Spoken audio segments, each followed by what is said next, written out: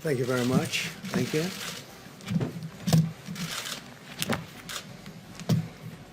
Good evening. I'd like to provide the American people with an update on our efforts to protect the integrity of our very important 2020 election.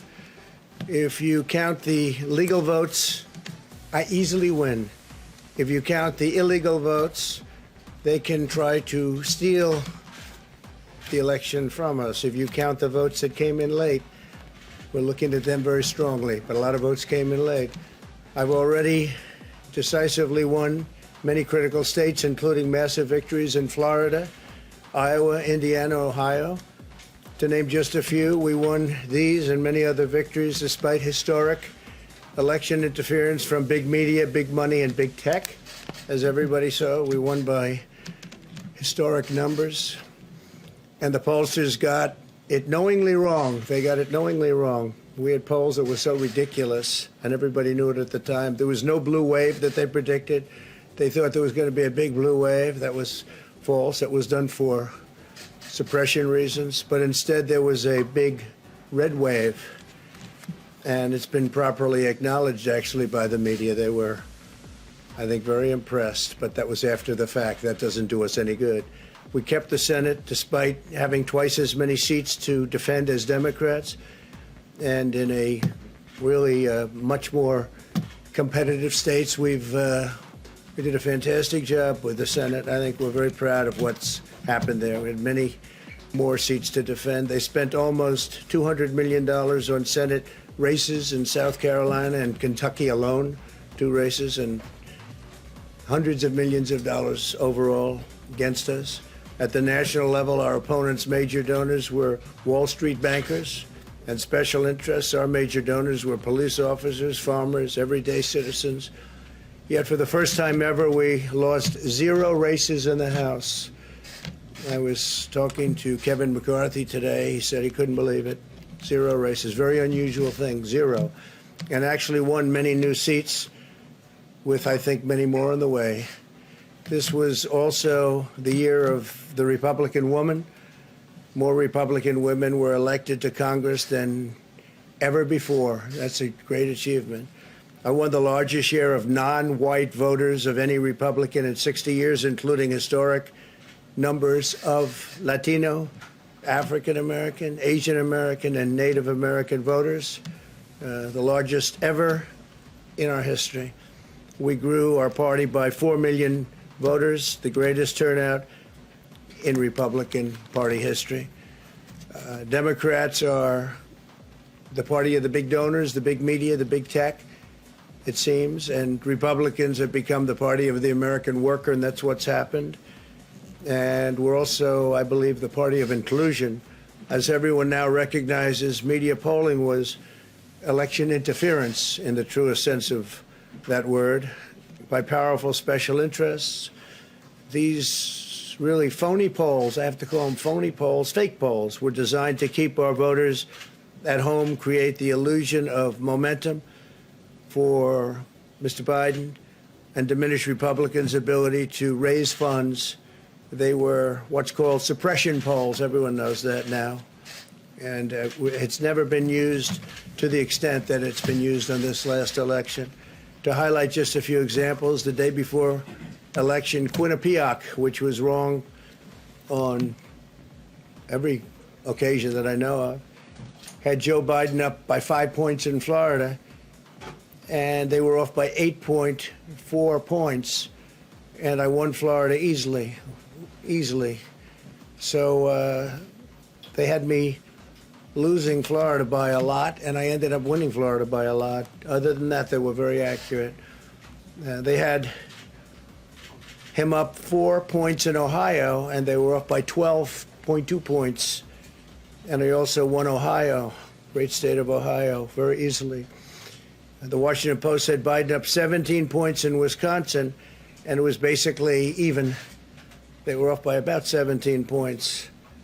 And they knew that. They're not stupid people. They knew that. Suppression. There are now only a few states yet to be decided in the presidential race. The voting apparatus of those states are run in all cases by Democrats. We were winning in all the key locations by a lot, actually.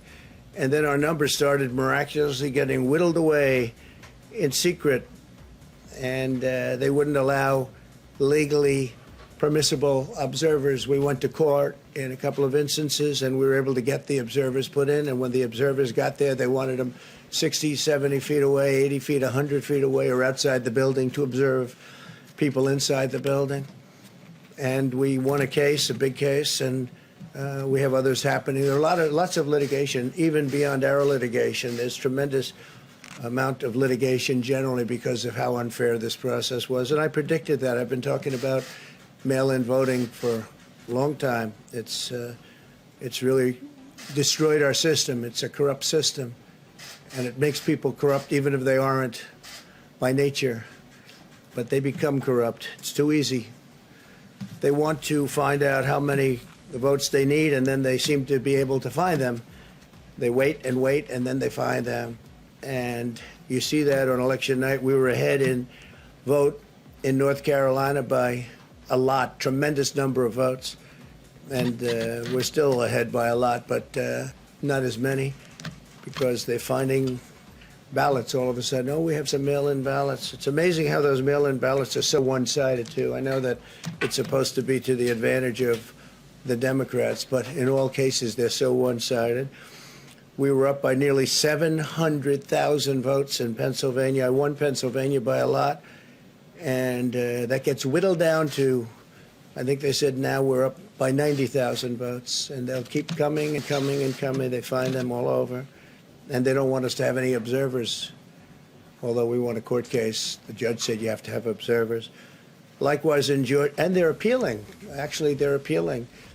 We won a case that we want people to watch, and we want observers, and they're actually appealing, which is sort of interesting. I wonder why they'd appeal, that all we want to do is have people watch as they do the vote tabulations. Likewise in Georgia, I won by a lot, with a lead of over getting close to 300,000 votes on election night in Georgia. And by the way, got whittled down, and now it's getting to be to a point where I'll go from winning by a lot to perhaps being even down a little bit. In Georgia, a pipe burst in a faraway location, totally unrelated to the location of what was happening, and they stopped counting for 4 hours, and a lot of things happened. The election apparatus in Georgia is run by Democrats. We also had margins of 300,000 in Michigan. We're way up in Michigan, won the state. And in Wisconsin, we did likewise fantastically well. And that got whittled down. In every case, they got whittled down. Today, we're on track to win Arizona. We only need to carry, I guess, 55% of the remaining vote, 55% margins. And that's a margin that we've significantly exceeded. So we'll see what happens with that. But we're on track to do okay in Arizona. Our goal is to defend the integrity of the election. We'll not allow the corruption to steal such an important election, or any election for that matter. And we can't allow anybody to silence our voters and manufacture results. I've been doing a lot of public things for a long time. I've never had anything that's been as inspirational, by people calling, talking, sending things to us. I've never seen such love and such affection and such spirit as I've seen for this. People know what's happening, and they see what's happening, and it's before their eyes. And there are many instances which will be reported very shortly. There's tremendous litigation going on, and this is a case where they're trying to steal an election. They're trying to rig an election, and we can't let that happen. Detroit and Philadelphia, known as two of the most corrupt political places anywhere in our country, easily cannot be responsible for engineering the outcome of a presidential race, a very important presidential race. In Pennsylvania, Democrats have gone to the state Supreme Court to try and ban our election observers, and very strongly. Now, we won the case, but they're going forward. They don't want anybody in there. They don't want anybody watching them as they count the ballots. And I can't imagine why. There's absolutely no legitimate reason why they would not want to have people watching this process, because if it's straight, they should be proud of it. Instead, they're trying, obviously, to commit fraud. There's no question about that. In Philadelphia, observers have been kept far away, very far away, so far that people are using binoculars to try and see, and there's been tremendous problems caused. They put paper on all of the windows so you can't see in, and the people that are banned are very unhappy and become somewhat violent. The 11th Circuit ruled that in Georgia the votes have been in by Election Day, that they should be in by Election Day, and they weren't. Votes are coming in after Election Day. And they had a ruling already that you have to have the votes in by Election Day. To the best of my knowledge, votes should be in by Election Day. And they didn't do that. Democrat officials never believed they could win this election honestly. I really believe that. That's why they did the mail-in ballots, where there's tremendous corruption and fraud going on. That's why they mailed out tens of millions of unsolicited ballots without any verification measures whatsoever. And I've told everybody that these things would happen because I've seen it happen. I watched a lot of different elections before they decided to go with this big, massive election with tens of millions of ballots going out to everybody, in many cases totally unsolicited. This was unprecedented in American history. This was by design, despite years of claiming to care about the election security. They refused to include any requirement to verify signatures, identities, or even determine whether they're eligible or ineligible to vote. People are walking in there. They have no idea. They're just taking numbers. They're writing down things, the workers, and doing a lot of bad things. And we have a lot of information coming and litigation that you'll see that will shake even you people up. And you've seen it all. The officials overseeing the counting in Pennsylvania and other key states are all part of a corrupt Democrat machine that you've written about, and for a long time you've been writing about the corrupt Democrat machine. I went to school there and I know a lot about it. It hasn't changed. It's a long time ago and hasn't changed. It's gotten worse. In Pennsylvania, partisan Democrats have allowed ballots in the state to be received 3 days after the election, and we think much more than that. And they're counting those without even postmarks or any identification whatsoever. So you don't have postmarks, you don't have identification.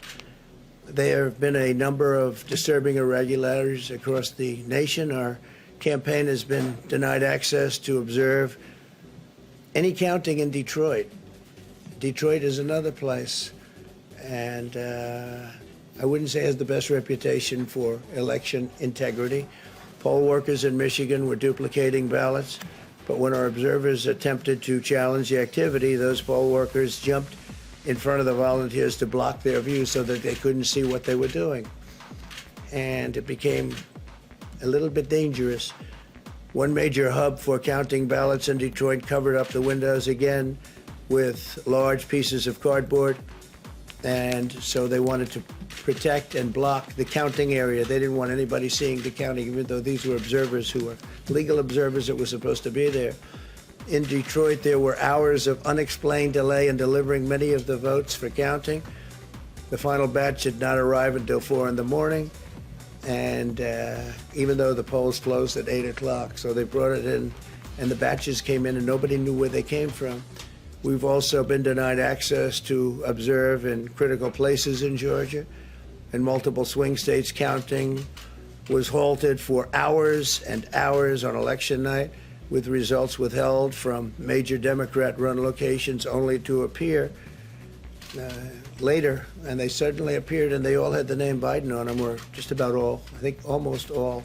They all had the name Biden on them, which is a little strange. I challenge Joe and every Democrat to clarify that they only want legal votes, because they talk about votes, and I think they should use the word legal votes. We want every legal vote counted, and I want every legal vote counted. We want openness and transparency, no secret count rooms, no mystery ballots, no illegal votes being cast after Election Day. You have election day, and the laws are very strong on that. You have an election day, and they don't want votes cast after election day, and they want the process to be an honest one. It's so important.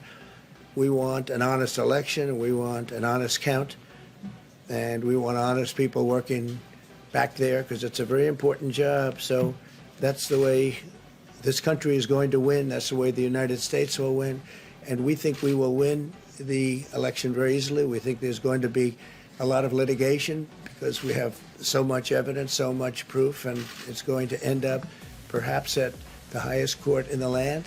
We'll see. But we think there'll be a lot of litigation because we can't have an election stolen like this. And I tell you, I have been talking about this for many months with all of you, and I've said very strongly that mail-in ballots are going to end up being a disaster. Small elections were a disaster. Small, very easy to handle elections were disastrous. This is a large-scale version, and it's getting worse and worse every day. We're hearing stories that are horror stories, absolute horror stories, and we can't let that happen to the United States of America. It's not a question of who wins, Republican, Democrat, Joe, myself. We can't let that happen to our country. We can't be disgraced by having something like this happen. So it will be hopefully cleared up, maybe soon, I hope soon, but it'll probably go through a process, a legal process. And as you know, I've claimed certain states, and he's claiming states, and we can both claim the states, but ultimately I have a feeling judges are going to have to rule. But there's been a lot of shenanigans, and we can't stand for that in our country. Thank you very much.